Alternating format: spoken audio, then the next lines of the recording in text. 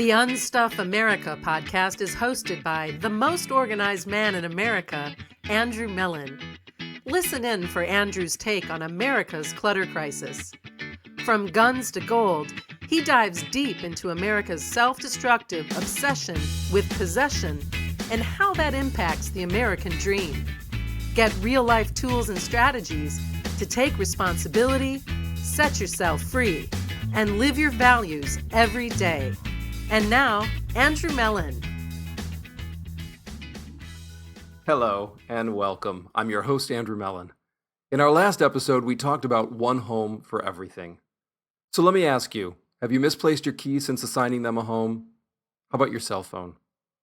Do you see how something so simple can so powerfully impact your life? The average person will waste 1 year of their life looking for lost and misplaced items. Let's let that really sink in. An entire year of your life wasted. Now let's be clear, no one is going to spend an entire year of their life looking for their lost phone or their keys or their wallet. You'll replace it after a day or two. Even the most frugal of us, after a few days without your mobile phone, will go out and get a new mobile phone. So I call this nickel and diming ourselves out of a year of our life because it's 5 minutes here, it's 10 minutes there, and you'll tell yourself in all earnestness that you're going to make up that lost time. But let's get really clear. You can't make up lost time. Once that time's been spent, it's gone forever. Now, you can bank money, but you can't bank time. You can tell yourself, oh, I'm going to get up extra early tomorrow morning, but let's again be clear. It's 2:30 in the morning for everybody in your time zone. It's not 2:30 for you and 3 o'clock for everybody else. You don't get a competitive advantage or extra time just because you want it. We're all working with the same 24 hours a day, every day, 168 hours in a week, 24 hours in a day, 60 minutes in an hour. This is the math that we're talking about. Any other math than that, bad math.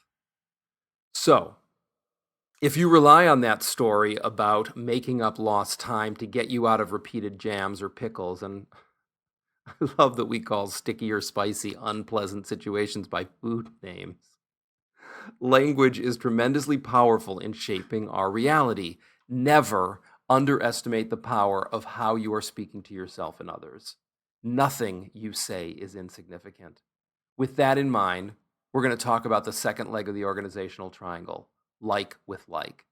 Understand that these first two legs of the triangle, one home for everything and like with like, are the tools that we use to get organized. Anyone can get organized. And I mean anyone. No one is born organized. That's a lie. There is no organized or organizing gene. It's a learned behavior like tying your shoes or telling time. So if you've got another story that says you're different, that you can't get organized, I'm going to tell you that you're lying to yourself. I'm going to say it with love, and I'm still saying it. We'll talk about the 200 lies we tell every day on a future episode. For now, let's just stay focused on the fact that in believing that story that says you can't get organized, that you are creating a mental obstacle that only compounds the very real physical obstacle or obstacles that are likely standing between you and happiness, between you and mobility. If you dismiss organization as something unnecessary or overly fussy, or if you like to throw around and misinterpret that Ralph Waldo Emerson quote about consistency being the hobgoblin of little minds, here's the full quote for you. A foolish consistency is the hobgoblin of little minds, adored by little statesmen and philosophers and divines. With consistency, a great soul has simply nothing to do. He may as well concern himself with his shadow on the wall. Speak what you think now in hard words, and tomorrow speak what tomorrow thinks in hard words again, though it contradict everything you said today. Ah, so you shall be sure to be misunderstood. Is it so bad then to be misunderstood? Pythagoras was misunderstood, and Socrates, and Jesus, and Luther, and Copernicus, and Galileo, and Newton, and every pure and wise spirit that ever took flesh. To be great is to be misunderstood. So, like with like. That means that all like objects live together. Not some, not most, all of them. So, all of your tools live together, all of your office supplies live together, all of your sweaters live together, all of your shoes live together, all of your socks live together, all of your underwear lives together, all of your cooking utensils live together. They're not mixed in with your serving utensils.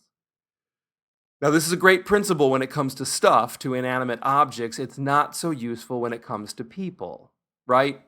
Like with like works great in the kitchen. It works great in your garage. It works great in your basement. Not so great when it comes to human beings.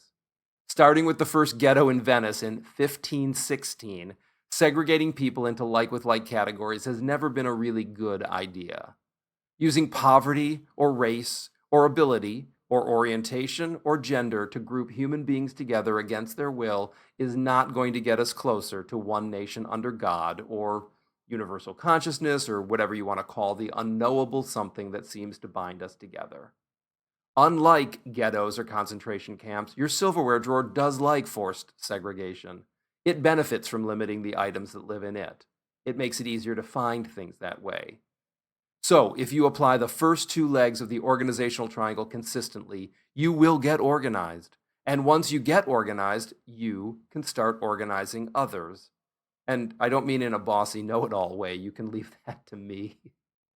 I mean helping your family and your neighbors get out to the polls, to the school board meetings where they are deciding which books your kids are going to be reading and not reading, to the city council where they're deciding which neighborhoods will benefit from development and which neighborhoods will be overlooked and underserved, to the state capitol where they will decide what kind of social programs will be funded and which ones will be dismantled, and to the nation's capital, where they are making plans that will affect not only you and I, but generations to come, where they seem hell-bent on destroying 70-plus years of progress on civil and social rights, where they talk about draining the swamp and yet seem more focused on rezoning the swamp and building luxury high-rises there dripping in gold, where they meet in secret behind closed doors and plot to take away your health insurance. That kind of bullshit has to stop. Instead of working diligently to figure out how not only no child will be left behind, but no person will be left behind, they brazenly and openly talk about disenfranchising millions of Americans as if that's appropriate or even legal. So if you don't want to see these horrible, despicable people tear apart everything the rest of us have worked so hard for, get your shit together. Know where your stuff is. Live within your means so you don't need to spend a minute more than you have to working to earn a living, and you can spend that time doing something else, like defending your rights and your neighbor's rights before they try to take them away. We're going to talk about staying organized in a future episode. We'll just take this one step at a time. For today, let's start to pay attention to how we're talking to ourselves about what's going on around us, at home and in politics. Let's know where our stuff is. Let's put like with like at home so we can make sure they never put like with like into another policy again. Our country is depending on you to step up. As a citizen, it's your right and responsibility to show up and participate. Let's make sure you can do that without being distracted by clutter and disorganization. Until next time, remember, more love, less stuff. Thanks for listening to Unstuff America.